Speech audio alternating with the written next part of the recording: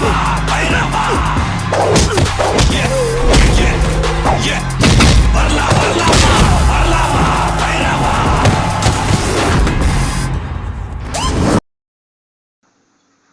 வணக்கம்.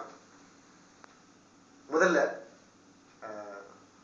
திரைப்பட நடிகர் இளைய தளபதி அப்படின்னு ரசிகர்களால் கொண்டாடப்படக்கூடிய ஆக்டர் விஜய்க்கு வெற்றிகரமாக நடிகராக வாழ்க்கை தொடங்கி வெற்றிகரமான ஒரு நடிகராக வலம் வந்துக்கிட்டு இருக்கக்கூடிய ஒரு பெரிய ரசிகர் பட்டாளத்தையே வச்சிருக்கக்கூடிய விஜய் வந்து வெற்றிகரமாக தமிழக வெற்றி கழகம் அப்படிங்கிற ஒரு அரசியல் கட்சியை தொடங்கி அரசியலுக்குள்ள நுழைஞ்சிருக்காரு.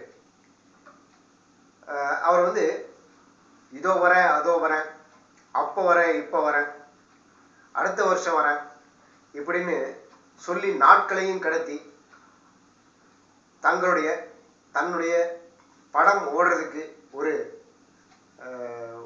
வழியா இதை பயன்படுத்தாம டக்குன்னு அரசியலுக்கு வந்துட்டார். அவரு அரசியலுக்கு வர்றதுக்கு கொஞ்ச நாளாகவே பல நலத்திட்டங்களை வந்து நேரடியா போய் அதில் வந்து தன்னை இன்வால்வ் பண்ணிட்டார் விஜய்.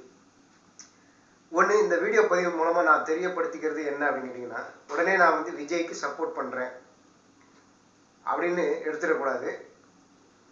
ஒரு சின்ன அலசல் தான் இந்த வீடியோ மூலமா. என்னுடைய கருத்துக்களை நான் வந்து ஷேர் பண்ணிக்க விரும்புகிறேன். தமிழ்நாட்டுடைய தலையெழுத்தோ என்னமோ இல்லை விதியோ தமிழக அரசியல் கட்சி தலைவர்கள், முதலமைச்சர்கள் இவங்களை வந்து சினிமாவிலிருந்து தான் தேர்ந்தெடுக்கப்படக்கூடிய ஒரு நிலைமையில இருக்கு. அதுதான் சொன்னேன், தமிழகத்தோட ஒரு தலையெழுத்தாக இருக்கும் அப்படின்னு.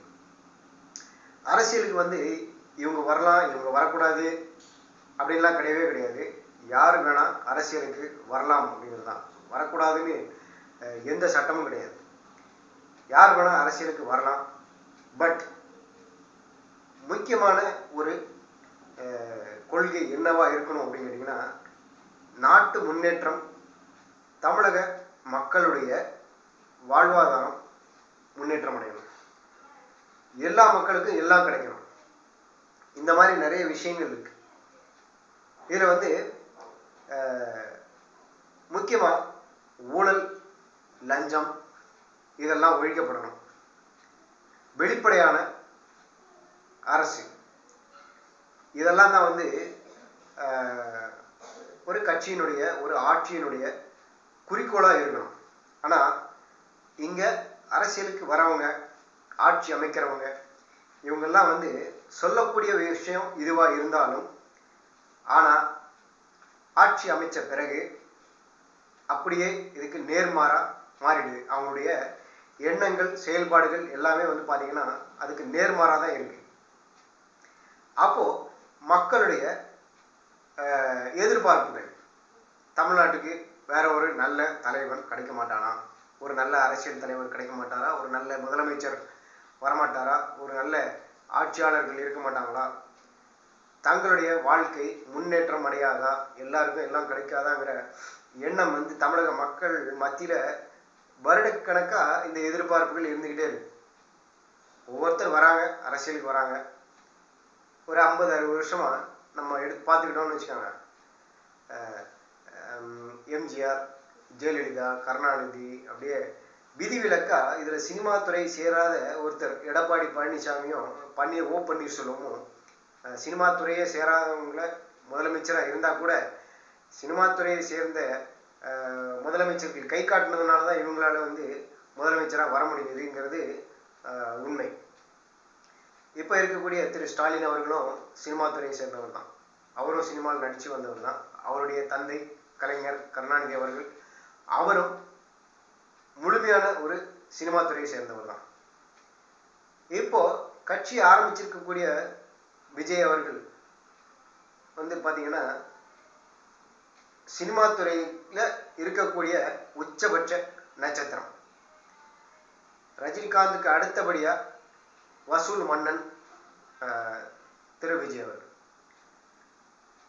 இப்போ என்ன விஷயம்னா, சூப்பர் ஸ்டார் ரஜினிகாந்த் அரசியல் கட்சி தொடங்குறேன்னு சொல்லி ஒரு 1994லேருந்து அவருடைய ரசிகர்கள் மத்தியிலையும் தமிழக மக்கள் மத்தியிலையும் ஒரு பெரிய எதிர்பார்ப்பை கிளப்பி விட்டு கடைசியில் வேற வழியே இல்லாமல் எல்லாருடைய ஒரு அழுத்தம் தாங்க முடியாமல் அரசியல் கட்சியை தொடங்கிடலாங்கிற மாதிரி ஒரு தொடங்க வேண்டிய சூழ்நிலை அப்படிக்கு அவரை தள்ளி கடைசியில் அரசியல் கட்சி தொடங்குவோம் அப்படின்னு அறிக்கையும் வெளியிட்டு கடைசியில் 2021 தேர்தலுக்கு முன்னால அப்படியே வாபஸ் வாங்கிட்டார். அதுக்கெல்லாம் என்ன காரணங்கிறது தெரியாது, பட் வாபஸ் வாங்கிட்டார். ஆனா அவருக்கு அடுத்தபடியான ஒரு நடிகர் கமலஹாசன், உலக நாயகன் கமலஹாசன், அவர் ரஜினி தொடங்குறேன்னு சொல்றதுக்கு முன்னாடியே அவசர கொடுக்கைத்தனமா அரசியல் கட்சியும் தொடங்கிட்டார். தொடங்கிட்டு ஆத்துல ஒரு கால் சேத்துல ஒரு கால் அப்படின்னு சொல்லுவாங்க. அந்த மாதிரி முழுமையா அரசியல்லையும் ஈடுபடாம ஒரு முழுமையான ஒரு சினிமாலையும் இல்லாம ஒரு பார்ட் டைம் ஜாப் மாதிரி. எது பார்ட் டைம்னு மக்களுக்குள்ள ஒரு குழப்பம் வேற. அது அந்த குழப்பம் அவருக்கும் கமலஹாசனுக்கும் இருக்கும். எது பார்ட் டைம் ஜாப், அரசியல் பார்ட் டைம் ஜாப், நம்முடைய பார்ட் டைம் ஜாப் அரசியலா இல்லை சினிமாவா அப்படிங்கிற குழப்பம் கமலஹாசனுக்கே இருக்கும். ஏன்னா அவரே ஒரு குழப்பவாதி தான். அவர் பேசினதுக்கு உண்டான அர்த்தம் யாருக்குமே புரியாது.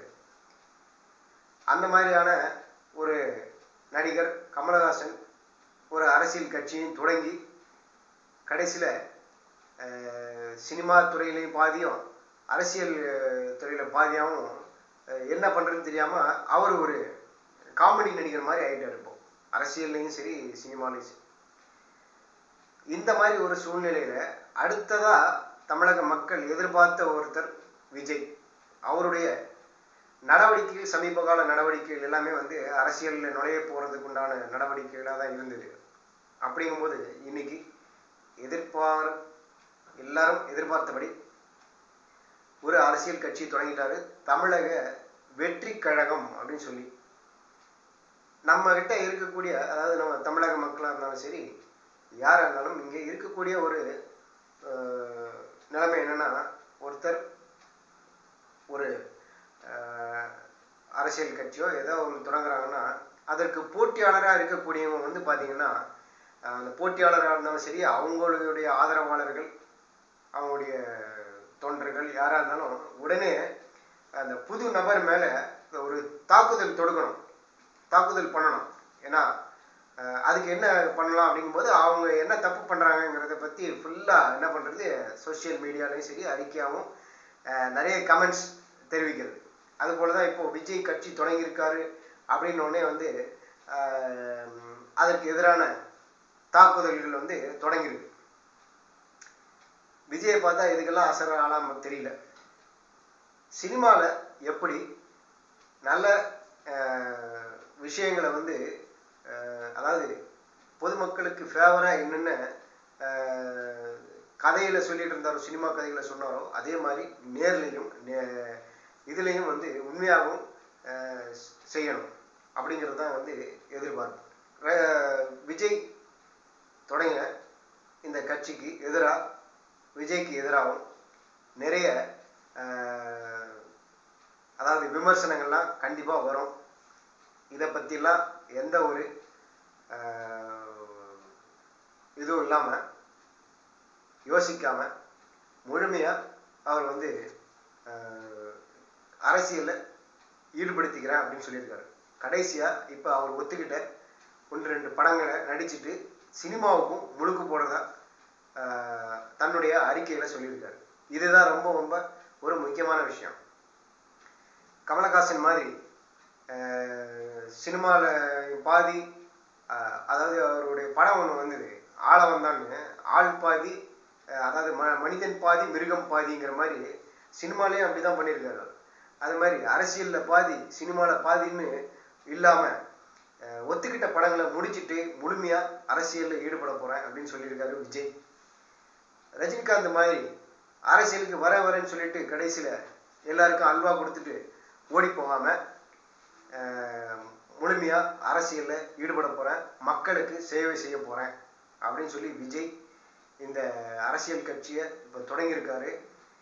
இந்த வரக்கூடிய இன்னும் 2-3 மாசத்துல பாராளுமன்ற தேர்தல் வருது. இந்த தேர்தல்ல